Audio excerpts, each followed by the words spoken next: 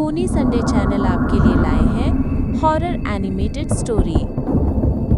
इससे पहले मैं आपको एक इंटरेस्टिंग सा स्टैट बताना चाहता हूँ। हमारी कहानियां देखने वाले 80% लोग ऐसे हैं जो हमारी वीडियोस एंजॉय तो करते हैं, लेकिन उन्होंने हमारा चैनल अभी तक सब्सक्राइब नहीं किया है। अगर आप उन 80% लोगों में से हैं तो बस आपको एक छोटा सा काम करना है। इस वीडियो के नीचे आपको एक सब्सक्राइब बटन दिख रहा होगा, बस उस सब्सक्राइब बटन को दबाना है।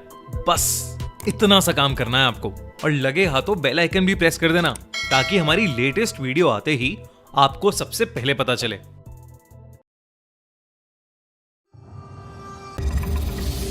हम सभी लोग अपने फ्यूचर को लेकर बहुत क्यूरियस होते हैं। हमारी जिंदगी कैसे होगी, किससे शादी होगी और हम कितने अमीर बनेंगे।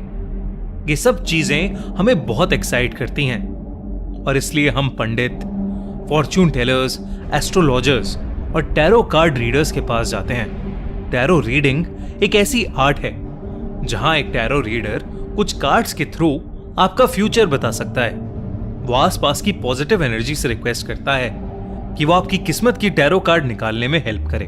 पर क्या होगा अगर टैरो रीडिंग में पॉजिटिव की जगह नेगेटिव एनर्जी आ जाए तो?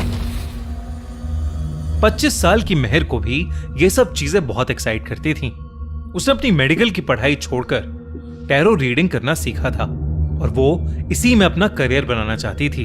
अपनी मेडिकल की पढ़ाई छोड़ने की वजह से उसके पेरेंट्स उससे बहुत नाराज थे, और इसी के चलते मेहर अपना दिल्ली का घर छोड़कर जयपुर में अकेले रहने आ गई थी। मेहर के पास कई क्लाइंट्स आना शुरू हो गए थे। वो सब अपनी टैरो कार्ड रीडिंग्स करवाते थे, और मेहर एकदम साफ नियत से उनकी रीडिंग्स भी करती थी। एक दिन मेहर की छोटी बहन खुशी उससे मिलने जयपुर आई। इतने वक्त बाद खुशी से मिलकर मेहर बहुत खुश थी, मगर खुशी मेहर को एक बुरी खबर देने आई थी। उसने मेहर को बताया कि मेहर के पापा की तबीयत बहुत खराब है, और डॉक्टर ने बोला था कि वो कुछ ही दिन जी पाएंगे। ये सुनकर मेहर बहुत उदास हो गई और रोने लगी। खुशी ने मेहर से घर वापस चलने को कहा, और खुशी ने कहा कि उसे पापा के आखिरी वक्त में उनके साथ होना चाहिए। मेहर ने डिसाइड किया कि वो सुबह होते ही खुशी के साथ वापस घर लौट जाएगी। ये सब बातें करते करते दोनों बहुत उदास हो गए। अपना मूड थोड़ा अच्छा करने के लिए दोनों बहनें अपने बचपन की बातें करने लगी। मेहर के पास एक एल्बम भी थी जिसमें उसने बचपन की बहुत सारी फोटोज लगाई हुई थी। वो दोनों वही एल्बम देखने लगे। उस एल्बम के पीछे वाले पेजेस में मेहर ने बहुत सारे टैरो कार्ड्स के डेक की फोटोज भी लगाई हुई थी। ये देखकर खुशी को याद आया कि वो मेहर के लिए एक नया टैरो कार्ड डेक लेकर आई है। उसने मेहर को वो डेक दिया, और बहुत क्यूरियस होकर बार बार मेहर से अपनी रीडिंग देखने के लिए जिद करने लगी। वो दोनों घर की बाकी सभी लाइट्स ऑफ करके टेबल पर बैठ गए, और मेहर इंस्ट्रक्शन बुक से उस नए टैरो डेक के बारे में पढ़ने लगी। वो टैरो डेक थोड़ा अजीब था। मेहर को उन टैरो कार्ड से एक अलग सी फीलिंग भी आ रही थी, पर खुशी इतने प्यार से उसके लिए वो गिफ्ट लाई थी तो वो अपनी बहन को मना नहीं कर सकती थी। इंस्ट्रक्शंस पढ़ने के बाद मेहर ने डेक शफल किया और अपने आसपास प्रेजेंट सभी पॉजिटिव एनर्जीज को इनवाइट करने लगी। मेहर ने अपनी बहन खुशी के लिए 5 कार्ड्स निकाले। वो कार्ड्स उसकी जिंदगी से जुड़े कुछ इंपॉर्टेंट हिस्सों को रिप्रेजेंट करते थे। वो हिस्से थे love, career, family, personal growth और लाइफ एक्सपेक्टेंसी।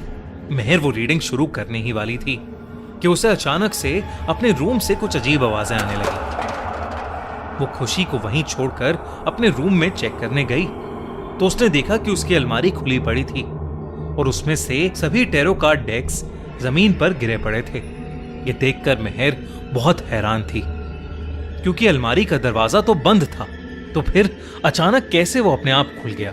मेहर जमीन पर फैले अपने कार्ड्स उठाने लगी कि तभी उसे ऐसा लगा कि जैसे कोई उसे उसके बेड के नीचे से झांक रहा हो।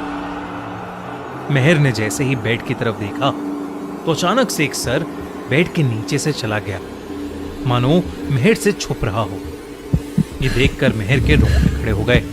उसने धीरे से बेड के नीचे झांका तो वहां कोई नहीं था। उसे लगा कि शायद ये सब उसके मन का वहम होगा, मगर जब मेहर अपने टैरो कार्ड्स वापस उठाकर उन्हें अलमारी में रखकर अपने रूम से बाहर जाने ही वाली थी, तो उसने देखा कि एक बच्ची उसके रूम के बाथरूम में से झांक रही थी और अचानक मेहर को देखते ही वो लड़की बाथरूम के दरवाजे के पीछे छुप गई। मेहर चौंक उठी। उसे समझ नहीं आ रहा था कि आखिर ये बच्ची उसके घर में कैसे घुसी और कब घुसी। मेहर ने सेफ्टी के लिए अपने हाथ में एक वास उठा लिया और धीरे धीरे आगे बढ़ने लगी। वो बाथरूम में गई और उसने देखा कि एक 7-8 साल की मासूम सी बच्ची उसके बाथरूम के दरवाजे के पीछे सहमी सी बैठी थी। मेहर को वो बच्ची जानी पहचानी लगने लगी, मगर उसे याद नहीं आ रहा था कि आखिर वो थी कौन। मेहर ने बात साइड में रख दिया और उस बच्ची के पास बैठ गई। मेहर ने उस बच्चे से पूछा कि आखिर वो कौन थी और उसके घर में कैसे आई। तो उस बच्ची ने बिना कुछ कहे मेहर को गले लगा लिया और धीमी आवाज में सिसकियां भरने लगी। मेहर को ये देखकर बहुत दया आ गई और उसने उस बच्ची को गले लगाते हुए गोद में उठा लिया। उसने सोचा कि शायद बच्ची किसी मुसीबत में होगी और वो छुपने के लिए मेहर के घर में घुस गई होगी। मेहर उस बच्ची को गोद में उठाए हुए खड़ी हो गई और रूम की तरफ ले जाने लगी, मगर उससे पहले ही मेहर ने कुछ ऐसा देखा जिसे देख उसके पैरों तले जमीन खिसक गई। बाथरूम के मिरर में उस बच्ची का रिफ्लेक्शन ही नहीं दिख रहा था। मेहर ये देखकर बहुत ज्यादा डर गई और डर के मारे बौखला उठी। उसका पैर पीछे रखी बाल्टी से टकरा गया और वो नीचे गिर पड़ी। मेहर की गिरने की आवाज सुनकर खुशी भागती हुई मेहर के रूम में आई और जमीन पर पड़ी मेहर को उठाकर बाहर टेबल पर ले आई। मेहर के साथ अभी जो हुआ उससे वो बहुत ज्यादा डर गई थी। वो छोटी लड़की आसपास कहीं नहीं दिख रही थी। मेहर खुशी को सब कुछ बताने लगी। खुशी ने मेहर को पानी दिया और मेहर से कहा कि शायद ये सब उसका वहम है। मेहर जब थोड़ा शांत फील करने लगी तब खुशी ने मेहर से कहा कि उसकी टैरो रीडिंग बीच में ही रह गई है और उन्हें उसे पूरा कर लेना चाहिए, मगर मेहर इस हालत में नहीं थी कि वो कुछ भी कर पाती।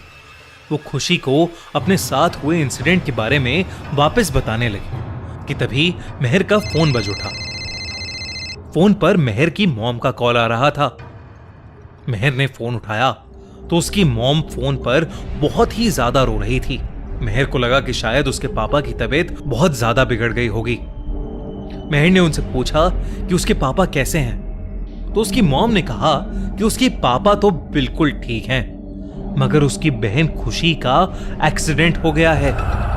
उन्होंने आगे बताया कि दोपहर में खुशी उसी से मिलने जयपुर के लिए निकली थी जब उसकी गाड़ी एक ट्रक से टकराकर खाई में गिर गई।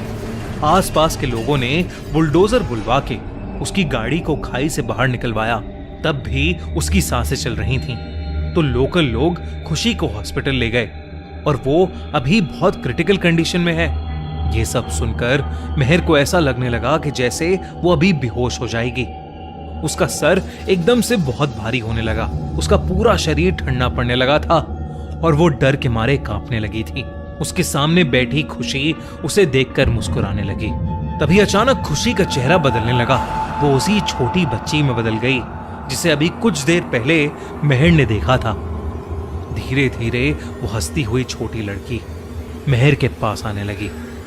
उसका चेहरा डरावना होता जा रहा था। ऐसा लग रहा था कि वो मेहर को चोट पहुंचाना चाहती है। अचानक ही उसने मेहर पर अटैक कर दिया और मेहर नीचे गिर पड़ी। वो छोटी सी लड़की मेहर के ऊपर चढ़कर उसका गला घोटने लगी। मेहर ने किसी तरह पास में पड़ा वास लिया और अपनी पूरी ताकत से उस छोटी लड़की के सर पर दे मारा। वो लड़की कहीं हवा में गायब हो गई और मेहर बेहोश हो गई। जब मेहर को होश आया तो उसने देखा कि उसके आसपास कोई नहीं है, ना वो छोटी लड़की और ना ही खुशी।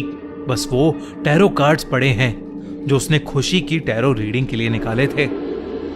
उसने कांपते हुए एक एक करके उन कार्ड्स को सीधा किया तो देखा कि वो सभी कार्ड्स ब्लैंक थे। बस आखिरी 5th कार्ड ही प्रिंटेड था। उस कार्ड को मेहर ने सीधा किया तो उस पर लिखा था डेथ। और तभी मेहर की मॉम का फोन फिर से बजा और उन्होंने मेहर को बताया कि खुशी की हॉस्पिटल में ही डेथ हो गई है। मेहर को कुछ समझ नहीं आया कि अचानक उसके साथ ये सब क्या हो गया। मेहर ने जब मालूम किया तो उसे पता चला कि जयपुर के जिस घर में वो रहती थी उसमें एक छोटी लड़की की मौत हो गई थी।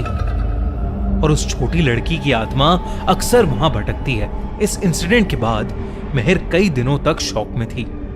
उसने टैरो रीडिंग करना बिल्कुल बंद कर दिया था और वो वापस अपने मम्मी पापा के पास ही दिल्ली शिफ्ट हो गई। आज भी वो रात में ठीक से सो नहीं पाती। उसे अक्सर अपनी बहन खुशी और उस छोटी सी लड़की के अपने पास होने का एहसास होता रहता है। अगर आपको ये वीडियो पसंद आया हो तो लाइक, शेयर और हमारे चैनल को सब्सक्राइब करना ना भूलें।